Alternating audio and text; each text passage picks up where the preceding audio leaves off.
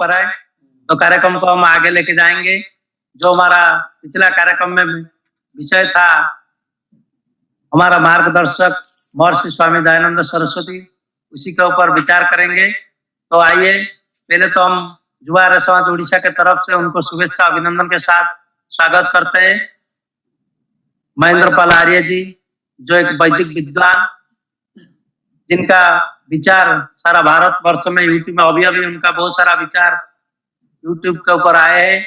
जो लोग नया लोग इस कार्यक्रम में जुड़े हैं, तो आइए आज के कार्यक्रम में उनका विचार सुनिए। तो मैं निवेदन करता हूं महेंद्र पाल आर्य जी को आज के विषय ऊपर अपना विचार उपस्थापन करिए।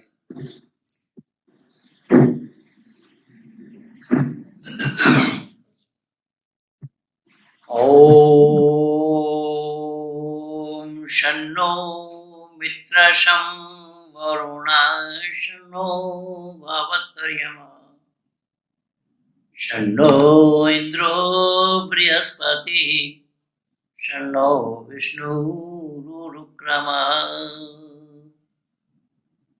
आदर और सम्मान की ओर हमारे आचार्यवर वीरेंद्र जी, हमारे कार्यकर्ता अधिकारी भाई प्रवीण जी और अन्य सभी साथी संगी, युवा आर्य समाज के सभी कार्यकर्ता और अधिकारी वर्ग, हमारे पैनल में जुड़े माननीय मेरे मित्र डॉक्टर तनवीर आलम जी और माननीय एडवोकेट बलराम जी, और जितने भी इस कार्यक्रम में सम्मिलित हुए हैं, मैं सबको तहे दिल से नमन करता हूं। और जो विचार मेरे आप लोगों तक पहुंचानी है, वो है कि हमारे मार्गदर्शक ऋषिवत देव दयानंद। मैंने पिछले दिन बोला था कि अनेक सारे महापुरुषों का आगमन हुआ, अनेक सारे पथ प्रदर्शक आए, अनेक सारे रहबर आए, अनेक सारे पैगंबरों का भी आगमन हुआ, लेकिन ऋषि दयानंद ने जो विचार हमें दिया है वो औरों से मिलना संभव नहीं हुआ। और ऋषिवर देव दयानंद ने बहुत ही छोटी छोटी बातों को सरलीकरण करते हुए जनमानस तक पहुंचाया है। बहुत छोटी छोटी बातें, और उन छोटी छोटी बातों में ऋषि दयानंद ने अपने अमर ग्रंथ सत्यार्थ प्रकाश को लिख करके दिया जनता जनार्दनों के बीच। और वो सत्यार्थ प्रकाश उन दिनों में लिखी गई जो कि चारों तरफ घोर अंधकार, अनाचार, अविचार, अत्याचार, दुराचार आदि आदि फैला हुआ था। और ईश्वर के नाम से, देवी देवताओं के नाम से लोगों के लूटने की परिपाटी लोगों ने बना रखी थी। और ऐसी अवस्था में ऋषिवर देव दयानंद का आगमन हुआ और उन्होंने डंके की चोट कहा कि हम मानव कहलाने वालों को चाहिए कि वैदिक सिद्धांत क्या है, वेदों की मान्यता क्या है, वेदों के साथ जुड़े बगैर, वेद को जाने बिना, वेद को पढ़े बिना, वैदिक संस्कृति को बिना जाने मानव जीवन का सफल बनाया जाना संभव नहीं होगा। ये बहुत बड़ी बात आदि गुरु शंकराचार्य के बाद अगर इस वेदों को लेकर के धरती पर कोई आए तो उन मनीषी का नाम महर्षि दयानंद सरस्वती था। तो शायद आप लोग मन ही मन सोचते होंगे कि शंकराचार्य यहाँ कहाँ से आ गए। शंकराचार्य का काल जो था वो उन जैन काल में उन्होंने मूर्ति पूजा के खिलाफ बहुत बड़ा प्रहार किया। शंकराचार्य मूर्ति पूजक नहीं थे और मूर्ति पूजने से उन्होंने दुनिया को मना किया था कि वेद में मूर्ति पूजा नहीं है। यहाँ तक कि शंकराचार्य राजा महाराजाओं से मिल करके मूर्ति तोड़ने का काम उन्होंने किया है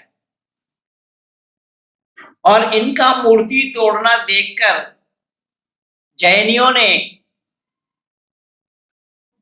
मूर्तियों को मिट्टी के अंदर में छुपा कर रखते रहे। आज भी जो पुरातत्व विभाग के माध्यम से यत्र तत्र हम मूर्तियों को देख पा रहे हैं या निकालते हुए देख रहे हैं, ये उसी काल का ही किया कराया काम था। क्योंकि मूर्ति पूजा वैदिक संस्कृति में पहले भी नहीं था, न वेद में है और न वेद से मूर्ति पूजा मिलना संभव है। शंकराचार्य ने इस संदर्भ में जो काम किया है तो ऋषि दयानंद ने अपने अमर ग्रंथ सत्यार्थ प्रकाश की 11वां समोल्लास में शंकर आचार्य की चर्चा की है कि भले ही उन्होंने अद्वैतवाद को चलाया है, अगर वो जैनियों को मात देने के लिए अहम ब्रह्मास्मि का सहयोग लिया तो वो क्षम्य है। ये शब्द ऋषि दयानंद के हैं। कहने का तात्पर्य मेरा ये है कि ऋषिवर देव दयानंद ने मानव को मानव मात्र को, क्योंकि हमारे यहाँ पर तो पक्षपात की कोई बात नहीं है, हिंदू मुस्लिम सिख ईसाई जैनी बौद्धी इस प्रकार का कोई उपदेश वेद में नहीं आया है। और उन दिनों में जो चल रहे थे मत मतांतर, उन मत मतांतरों का भी ऋषि दयानंद ने बहुत नजदीक से अवलोकन किया। तो उससे छुटकारा पाने के लिए, उससे ऊपर उठने के लिए ऋषि ने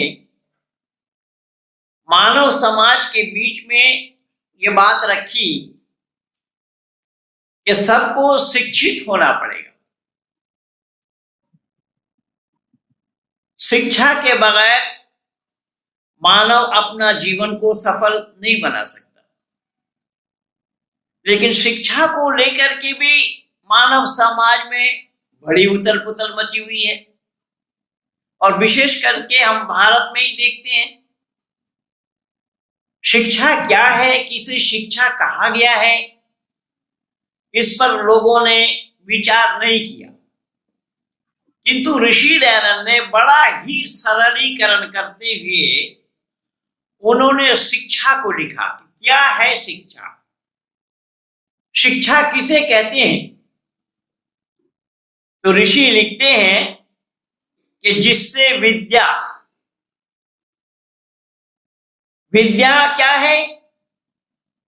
तो विद्या के लिए बताया गया सा विद्या या विमुक्ति, जो मुक्ति का रास्ता बता दे उसका नाम विद्या है।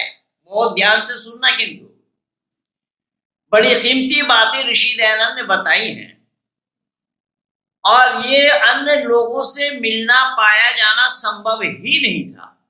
ऋषि ने विद्या को परिभाषित किया विभिन्न शास्त्रों के माध्यम से, शास्त्रों का प्रमाण देकर। उन्होंने कहा क्या है, दुनिया के लोगों, विद्या तो लोग ये जानते हैं कि न मालूम लिखना पढ़ना, किताब का पढ़ना ही विद्या है। ऋषि ने कहा कि नहीं, किताब का पढ़ना विद्या नहीं है। बोल फिर विद्या क्या है? तो ऋषि ने हवाला दिया, प्रमाण दिया, सा विद्या या विमुक्ति, अर्थात जो मुक्ति का रास्ता बता दे उसका नाम विद्या है। अब मुक्ति किसको चाहिए? किससे मुक्ति चाहिए ये जानना बहुत जरूरी है। मुक्ति किसको चाहिए तो पता लगा मानव मात्र को चाहिए। किससे चाहिए ये अहम सवाल है। किससे मुक्ति पाना चाहता है मानव? तो लोग कहते हैं कि जन्म और मृत्यु के बंधन से मुक्ति पाना चाहता है, लेकिन इस बात से भी ऋषि सहमत नहीं है। ऋषि कह रहे हैं कि जन्म और मृत्यु के बंधन से मानव मात्र को मुक्ति पाना संभव नहीं है, क्योंकि जीवात्मा को जीवात्मा रह रहा है। अब जीवात्मा कोई देवता बन करके रहे या कोई राक्षस बन करके रहे, जीवात्मा कोई पशु पक्षी बन करके रहे या कोई लता वृक्ष बन करके रहे, सब में जीव है।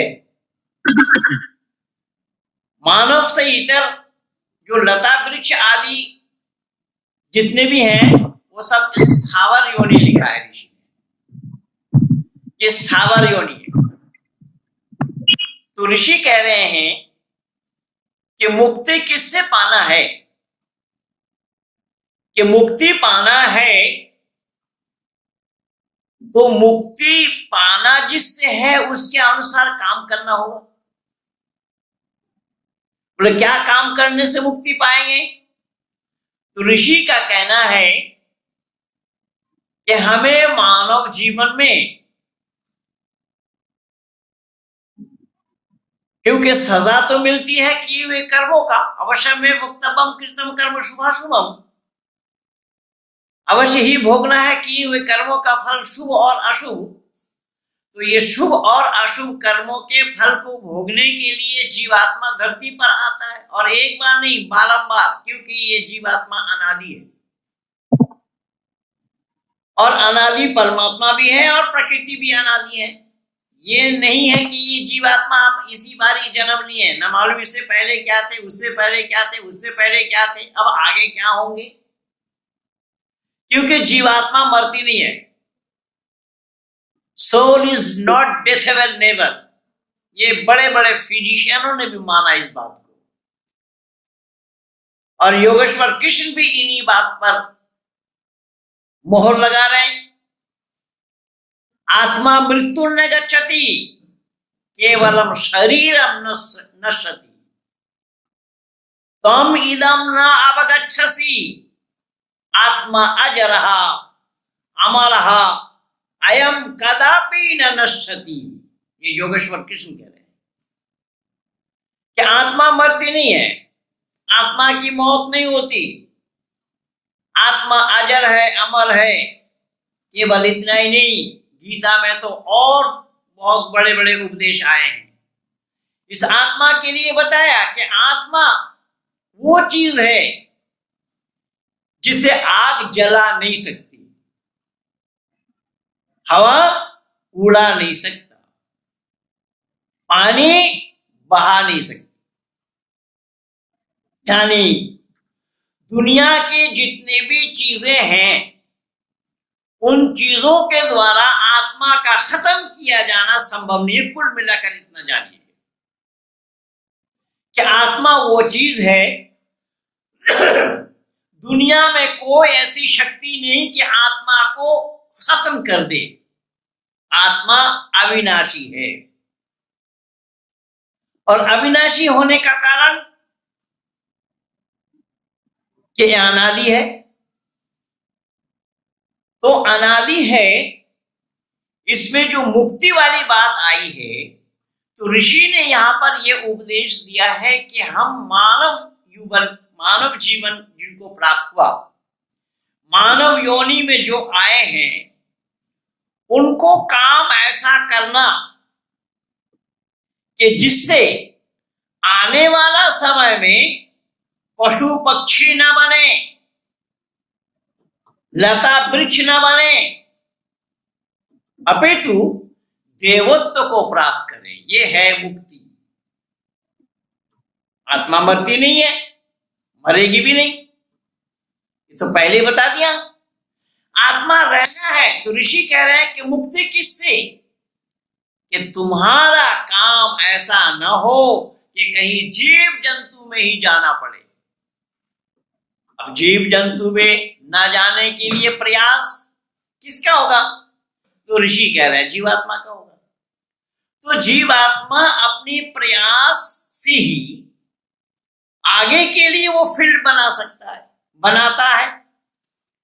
तो ऋषि उसी पर ही बल दे रहे हैं। इसीलिए उन्होंने शिक्षा को इन वाक्यों में समेटा कि जिसे विद्या कहते हैं। केवल विद्या किस चीज का नाम है? विद्या में क्या क्या शब्द जुड़े हुए हैं उसको देखिए ऋषि क्या क्या बोल रहे हैं। उसमें आया है सभ्यता। विद्या क्या चीज है? सभ्यता। और असभ्य हो तो बोले वो विद्वान नहीं। अब विद्या सीखना, अब देखिए एक चीज, डॉक्टर तनवीर आलम जी हैं साथ, इसीलिए मैं जानबूझ करके छेड़ रहा हूं। अब हम जो लोकाचार में आज देखते हैं संसार में, हम जैसे गृहस्थी, हम अपने बच्चों को भी स्कूल में पढ़ाते, तो ना पढ़ाए तो क्या होगा? लोग कहेंगे देखो बच्चों को इन्होंने शिक्षा नहीं दी, तालीम नहीं दिया। तो शिक्षा सीखते किस लिए है? तो ऋषि कह रहे हैं कि दिमागी विकास के लिए, ज्ञान की वृद्धि के लिए, सही और गलत को परखने के लिए विद्या सीखने का तात्पर्य सुनिएगा, बहुत अहम चीज है। पर दुनिया वालों ने इस पर चर्चा नहीं किया, दुनिया वालों ने इसे जानने का प्रयास ही नहीं किया कि दिमागी विकास किससे होना संभव है। तो ऋषि कह रहे हैं कि दिमागी विकास होना संभव है विद्या की, विद्या से। अगर विद्या नहीं है तो दिमागी विकास करना संभव नहीं होगा। उदाहरण के रूप में देखिए, दुनियादारी में भी हम देख सकते हैं। आज जो नासा नाम की जो संस्था है, और उसमें हमारे माननीय इंजीनियर साहब भाई प्रवीर जी बहुत अच्छी तरीके से जानते हैं इस फन को, कि लोग इंजीनियरिंग की जो पढ़ाई है वो केवल दिमाग के ऊपर ही निर्भर है। क्या है, क्या है, क्या है, क्या है, क्या है, खोज। तो ऋषि यही कह रहे हैं कि हम पढ़ते लिखते इसलिए हैं कि दिमागी विकास के लिए। तो बोले अगर नहीं लिखे पढ़े, तो ऋषि कह रहे हैं कि फिर दिमागी विकास का होना संभव नहीं है। अब यहां बात आ रही है कि अगर पढ़ने लिखने से ही दिमागी विकास का होना संभव है, और बिना लिखा पढ़े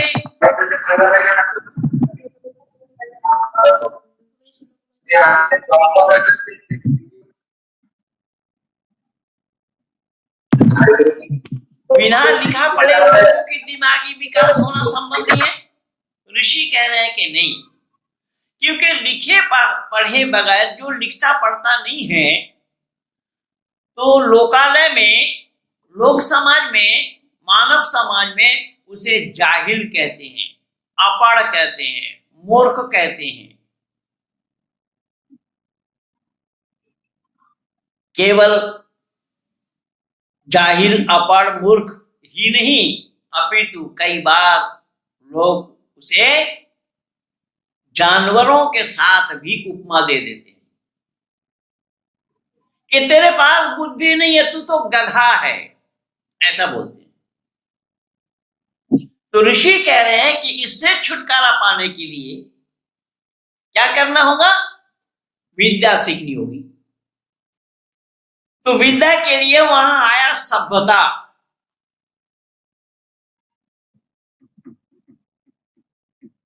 बोले केवल सभ्यता नहीं, धर्मात्मता। अब यहां देखिएगा ऋषि ने कहा कि विद्या से, शिक्षा से ही ये सब प्राप्त होना संभव है। धर्मात्मता, धर्मात्मापन, धर्मात्मता का अर्थ है धर्मात्मापन। तो आप कहेंगे कि धर्मात्मापन अगर हम कहेंगे तो धर्मात्मा तो बहुत से लोगों को बोला गया, बताया गया, लेकिन नहीं, धर्मात्मा जो उन लोगों को बताया गया है वो लोग धर्म का धार नहीं जानते थे। उस उदाहरण के रूप में गौतम बुद्ध को धर्मात्मा बोला गया। गौतम बुद्ध को धर्मात्मा बोला गया तो गौतम बुद्ध तो वेद को मानते ही नहीं थे, और ऋषि कह रहे हैं कि वेद का न मानने वाले नास्तिक कहलाते हैं। जो वेद को नहीं मानता है वो धर्म को जानेगा कहां से, जो धर्मात्मा बनेगा वो। तो धर्मात्मा बनने के लिए भी वेद का जानना जरूरी होगा। वेद को जाने बिना कोई धर्मात्मा नहीं बन सकता। और अगर कहा गया है तो ये मानव समाज में बहुत बड़ी भूल है, हमें पाठ गलत पढ़ाया गया, और यही गलत पाठ का यही नतीजा है। मैं पहले भी बोला था एक दिन कि जिस अर्जुन ने अपनी जिंदगी में झूठ नहीं बोला उसको हमने केवल योद्धा कहा, वीर कहा, और जिन्होंने घर की संपत्ति को जुआ के बाजी में हारा, अपने घर के कुल बधू को जुआ के बाजी में लगा दिया, उनको धर्मराज कहा। ऋषि कह रहे हैं कि संभव ही नहीं है, वो धर्मात्मा नहीं हो सकते, धर्मराज नहीं हो सकते, क्योंकि वो धर्म विरुद्ध आचरण किया। तो जब धर्म विरुद्ध आचरण करेंगे फिर धर्मात्मा कैसे कहलाएंगे हम? इसलिए हमें इस तरीके का पाठ जो पढ़ाया गया है ना, वो गलत पाठ पढ़ाया गया। तो गलत पाठों को जब तक हम भूलेंगे नहीं तो सही और सच्चा पाठ याद करना भी संभव नहीं होगा। सही और सच्चा पाठ याद करने के लिए हमें पिछले जो हम गलत पाठ पढ़ चुके हैं या पढ़ आए हैं, पढ़ कर आए हैं, उसे भूलना पड़ेगा। तो ऋषि यहां कह रहे हैं कि ये शिक्षा क्या है, कि वही है विद्या कि जिससे सभ्यता और धर्मात्मता आती है। किसमें? जीवन में। कि विद्या सीखने से, शिक्षित होने से, विद्वान बनने से उन्हीं के अंदर में सभ्यता, उन्हीं के अंदर में धर्मात्मता। लेकिन परेशानी की बात तो आज धरती पर यह है कि जिन्होंने विद्या से कोई संपर्क और संबंध नहीं रखा, विद्या से कोई ताल्लुक नहीं रखा, विद्या से जिनका कोई सरोकार नहीं है, उन्हें धर्मात्मा कहा जा रहा है और समाज का अधिनायक है। अब इससे अंदाजा लगा लीजिए कि जो समाज का अधिनायक जो विद्या से खाली हो तो उस समाज की दशा क्या होगी, वो आप लोग देख ही रहे हैं, पूरी दुनिया देख रही है कि लोगों का गला काटने में जरा सा भी संकोच नहीं कर रहे। लोगों का गला काटने में जरा सा भी संकोच नहीं, डर नहीं, भय नहीं, खौफ नहीं। इसी का नाम अविद्या है।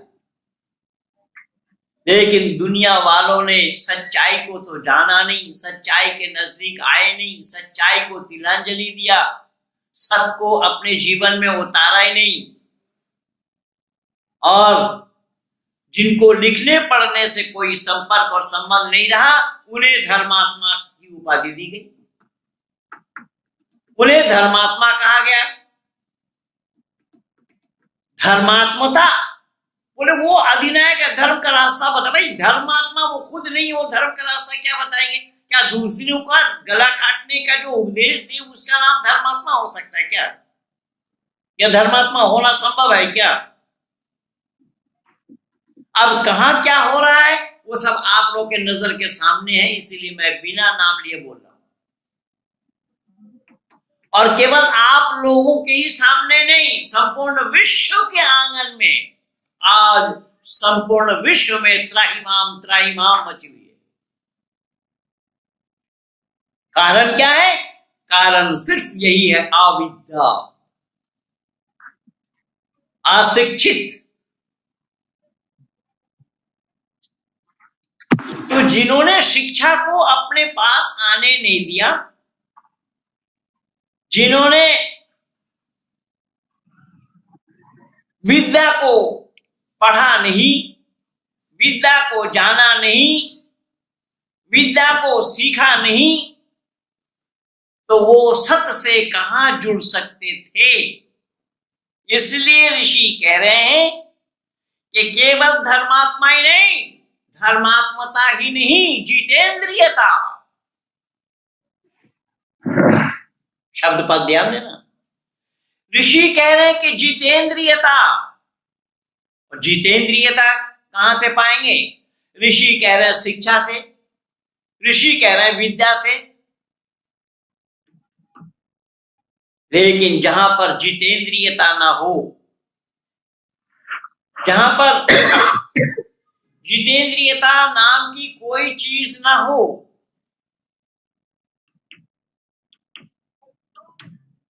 मैं क्या क्या बताऊं। एकाधिक संतानों की उत्पत्ति, एक रात्रि में 9 पत्नियों के पास गमन, और अनेक विवाह। ऋषि कह रहे हैं कि ऐसे व्यक्ति का नाम जितेंद्रिय नहीं है। वो जितेंद्रियता को खोया, और उसका नतीजा क्या है, क्यों हुआ? कि विद्या से चूके, विद्या से चूके, शिक्षा से चूके। शिक्षा नहीं, शिक्षा ना होने के कारण, विद्या ना होने के कारण ज्ञान की वृद्धि संभव नहीं। समय कथा कहियो। ठीक है, ठीक है। ऋषि कह रहे हैं कि जितेंद्रियता की बढ़ती कैसे बढ़ेगी? इसलिए हमारे यहाँ जो वैदिक संस्कृति में नियम है कि हमारे योगी मुनि ऋषि क्या करते हैं? मुनि ऋषि जितेंद्रियता को अपनाते हैं। अपने शरीर के शक्ति को, शक्ति तत्व को, पौष्टिक तत्व को अहेतुक प्रवाहित ना होने देना, यह ऋषि की मान्यता देखिए। और ये केवल वैदिक परंपरा, वहां आदि सृष्टि से लेकर के, इसीलिए ऋषियों का, मुनियों का कहना यह है कि जितेंद्रियता से आयु की वृद्धि की जा सकती है। जितेंद्रियता से क्या होना है? आयु की वृद्धि की जा सकती है।